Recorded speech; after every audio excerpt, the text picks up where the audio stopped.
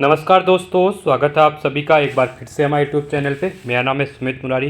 देखिए, UK triple S C की new vacancy आई है 2025 में। आज हम वीडियो रिकॉर्ड कर रहे हैं। आज है आपका 28 मार्च 2025 को यूके पीएससी के कुछ पद आए हुए हैं। देखिए, नोटिफिकेशन आउट हो चुका है, आप इसको फॉर्म को फिल कर सकते हैं। इसके लिए हम देखेंगे कितनी एज 21 से 42 साल तक की यहाँ एज रहने वाली है, सिलेबस, एग्जाम पैटर्न, कुल कितने पद हैं, वेतन क्या रहने वाला है, संपूर्ण जानकारी आपको इस वीडियो में मिलने वाली है। तो वीडियो को अंत तक देखिए कि आप लोग इसके लिए एलिजिबल है या नहीं है करके।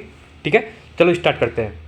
देखिए, यहाँ पे आज 28 मार्च 2025 को उत्तराखंड अधीनस्थ सेवा चयन आयोग के द्वारा एक नोटिफिकेशन जारी किया गया है, जिसमें बोला गया है कि उत्तराखंड अधीनस्थ सेवा चयन आयोग द्वारा समूह गाँव में सिवरी भर्ती के माध्यम से विभिन्न विभागों के अंतर्गत वाणिज्य विषय की अहर्ता, वाणिज्य विषय बोले तो आपके लिए, ठीक है, जो कॉमर्स साइड वाले उनके लिए यहाँ पे पद आए हुए हैं। जिसमें विज्ञापन प्रकाशन की तिथि देखिए 28 मार्च 2025 रहने वाली है। ऑनलाइन आवेदन स्टार्ट होगा 5 अप्रैल 2025 से। ऑनलाइन आवेदन की अंतिम तिथि आपकी 29 अप्रैल रहने वाली है। ठीक है, आपको यहाँ पे 24 दिन का टाइम मिला हुआ है, 29 अप्रैल। साथ ही साथ ऑनलाइन आवेदन संशोधन करने की तिथि भी दी हुई है, अगर कोई गलत फॉर्म भर लेता है 5 मई से 7 मई। और लिखित परीक्षा की अंतिम तिथि देखिए, ये फाइनल डेट नहीं है, हाँ, इस डेट को जहाँ तक एग्ज़ाम हो जाएगा 6 जुलाई 2025 को। ठीक है, तो देखते हैं कितने पद रहने वाले हैं, किस हिसाब से फॉर्म रहने वाला है। टोटल यहाँ पे 63 पद रहने वाले हैं। देखिए, यहाँ मेंशन किया हुआ है। ऑफलाइन जो फॉर्म पेपर होता है, ऑफलाइन फॉर्म ये पेपर होने वाला है। फॉर्म आप ऑनलाइन भरेंगे, पेपर आपका ऑफलाइन होगा। ठीक है, जो कि यूके ट्रिपल एस सी के फॉर्म रहते हैं। अब देखिए, पहला यहाँ पे है सहायक लेखाकार, जिसमें कितने पद हैं, 55 पद रहने वाले हैं। ठीक है, तो इसका PDF में टेलीग्राम पे डाल दिया, आप इसको देख सकते हैं। इसमें यहाँ पे अलग अलग कैटेगरीज वाइज दिए हुए हैं, इनको आप एक बार फॉर्म को देख। जिसमें सहायक लेखाकार शहरी विकास विभाग के अंतर्गत 35 पद हैं, और साथ ही साथ सहायक लेखाकार सहकारिता विभाग में यहाँ पे 8 पद हैं। ठीक है, साथ ही साथ कारागार प्रशासन एवं सुधार सेवा में यहाँ पे 6 पद रहने वाले हैं। नगर एवं ग्राम नियोजन विभाग के अंतर्गत यहाँ पे 3 पद रहने वाले हैं। टोटली आपके पास 55 पद हो गए। ठीक है, साथ ही साथ भूतत्व एवं खनिका निदेशालय में 1 पद है। ये टोटल यहाँ पे आपके 55 पद रहने वाले हैं। अब यहाँ पे हम चीज़ें देख लेते हैं कि वेतनमान कितना है। 29,800 से लेकर 94,300 तक लेवल 5 की जॉब रहने वाली है। आयु सीमा 21 से 42 वर्ष।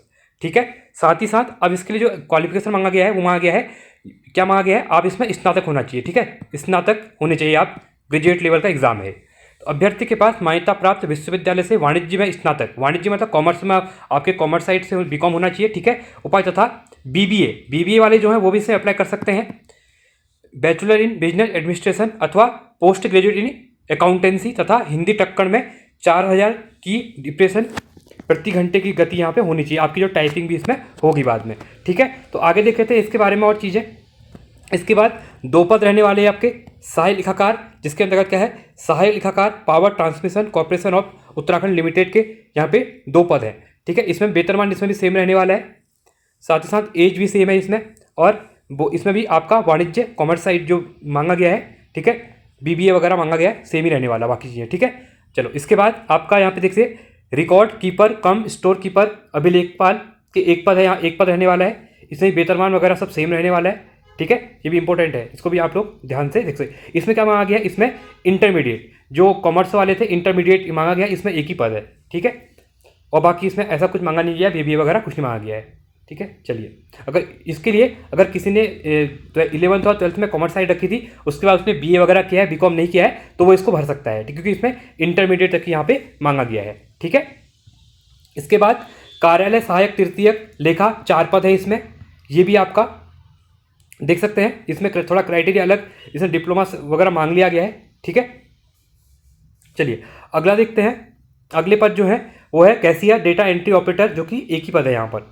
ठीक है, इसमें भी आप अगर इंटरमीडिएट पास है, लेखा शास्त्र विषय है, तो आप इसमें एलिजिबल हैं यहाँ पे।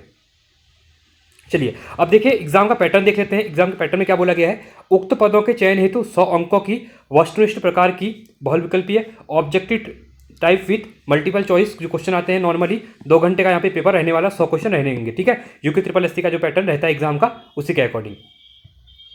इसके बाद ये चीज़ें दी हुई हैं, आप इनको देख सकते हैं, जो सेम ही रहती हैं। ठीक है, और जो आयु गणना की जाएगी वो 1 जुलाई 2025 तक यहाँ पे की जाएगी। आगे देखते हैं, इसमें कुछ इंपॉर्टेंट चीज़ें देख लेते हैं। ठीक है, कुछ यहाँ पे फॉर्म की जो है सेम ही रहने वाला है, यहाँ पे फॉर्म वगैरह जो फील होता है। ठीक है, 300 रुपये फीस रहने वाली है अनारक्षित के लिए, और OBC के लिए। SC ST के लिए यहाँ पे देख सकते हैं 150 रुपये फीस रहने वाली है। EWS के लिए 150 है और दिव्यांग के लिए यहाँ पे 150 रुपये है और अनाथों के लिए यहाँ पे जो ऑर्फन लोग हैं उनके लिए 0 यहाँ पे कोई चार्जेस नहीं दिया जाएगा। ठीक है, अब इसका हम सिलेबस देख लेते हैं एक बार। ठीक है, देखिए इंपॉर्टेंट है, किसी भी एग्जाम के लिए सिलेबस बहुत इंपॉर्टेंट होता है। ठीक है, पहला यहाँ पे दिया हुआ है syllabus for post of assistant accountant office assistant third account. ठीक है, कैशियर डेटा एंट्री के लिए जो दिया हुआ है। यूनिट 1 के अंतर्गत यहाँ पे अकाउंट सिलेबस जो है सेम है सभी के लिए। ठीक है, सभी पोस्ट के लिए। Financial accounting and computerised accounting. ठीक है, इसमें फाइनेंशियल अकाउंटिंग इसको आप एक बार देख लेना, जो जो टॉपिक हैं आप सिलेबस निकाल के या टेलीग्राम से इसको डाउनलोड कर सकते हैं। सुमित मुरारी के नाम से टेलीग्राम है। दूसरा है कंप्यूटराइज्ड अकाउंटिंग, इसका सिलेबस दिया हुआ है। यूनिट 2 के अंतर्गत आप देख सकते हैं financial management and financial statement analysis के बारे में दिया हुआ है, जिसमें फाइनेंशियल मैनेजमेंट के अंतर्गत nature, scope, objective, object, significance of financial management related जो भी आपके सिलेबस में टॉपिक होते हैं। ठीक है, कॉमर्स वालों के लिए आपको ये पता होगा। इसके बाद फाइनेंशियल स्टेटमेंट एनालिसिस के टॉपिक दिए हुए हैं। यूनिट 3 के अंदर हम बात करेंगे तो money, banking and financial market के बारे में टॉपिक दिए हुए हैं, जिसमें money and banking and financial market ये भी इंपॉर्टेंट है। ठीक है, इन टॉपिकों को भी आप देखो देख लेंगे।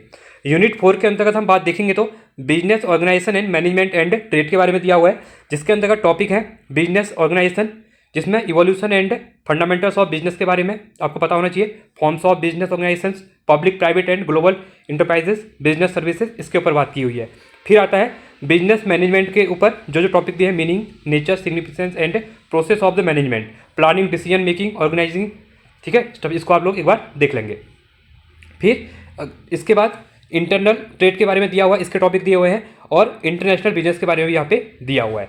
यूनिट 5 के अंतर्गत हम देखेंगे, यूनिट 5 में बिजनेस इकोनॉमिक एंड स्टैटिस्टिक्स के बारे में दिया हुआ है, जिसमें फर्स्ट दिया हुआ है बिजनेस इकोनॉमिक्स। उसके यहाँ पे सब टॉपिक यहाँ पे दिए हुए हैं, उसकी डेफिनेशन क्या है, नेचर क्या है, scope and methodology of economics की दी हुई है, माइक्रो एंड मैक्रो इकोनॉमिक्स के बारे में दिया हुआ है, इसको भी आप लोग एक बार देख लेंगे।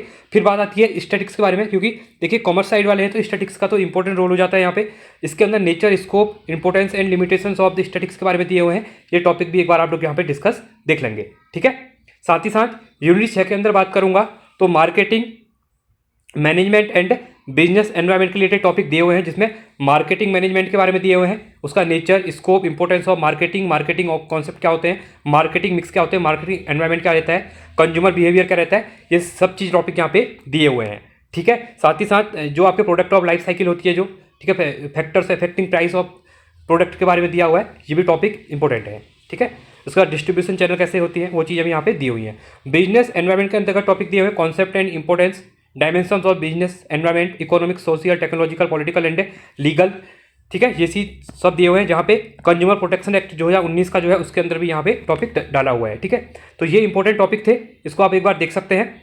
साथ ही साथ मोस्ट इंपॉर्टेंट यहाँ पे एक चीज़ और दिया हुआ है, यहाँ पे ध्यान देना, ये देखिए अलग से दिया हुआ है, current general knowledge and latest amendment in commerce and trade related. यहाँ पे जो भी नए अमेंडमेंट वगैरह हुए हैं, नए जो एक्ट पास हुए हैं, ठीक है, उसको भी आप देखेंगे, यहाँ से भी क्वेश्चन पूछे, क्योंकि ये करंट के अंतर्गत इनमें डायरेक्टली यहाँ पे बोला गया है। ठीक है, साथ ही साथ all the above units and demat and included जितनी भी है वो सब आपको देखने, करंट और जनरल का भी आपको यहाँ पे देखना पड़ेगा, क्योंकि 100 नंबर का पेपर है तो ये सब भी यहाँ पे आने वाला है। ठीक है, तो ये था कंप्लीट जो आपके लिए एक यूके SSSC की जो भर्ती आई हुई है इसके रिलेटेड। ठीक है, आई होप आपको इन्फॉर्मेशन पसंद आई होगी। अगर कोई भी डाउट होता है आप मुझे डायरेक्टली मैसेज कर सकते हैं, कमेंट भी कर सकते हैं, टेलीग्राम पे मैसेज करके भी आप अपने जो डाउट है वो पूछ सकते हैं। ठीक है, चलिए आज के लिए इतना ही। Thanks for watching. जय हिंद, वंदे मातरम।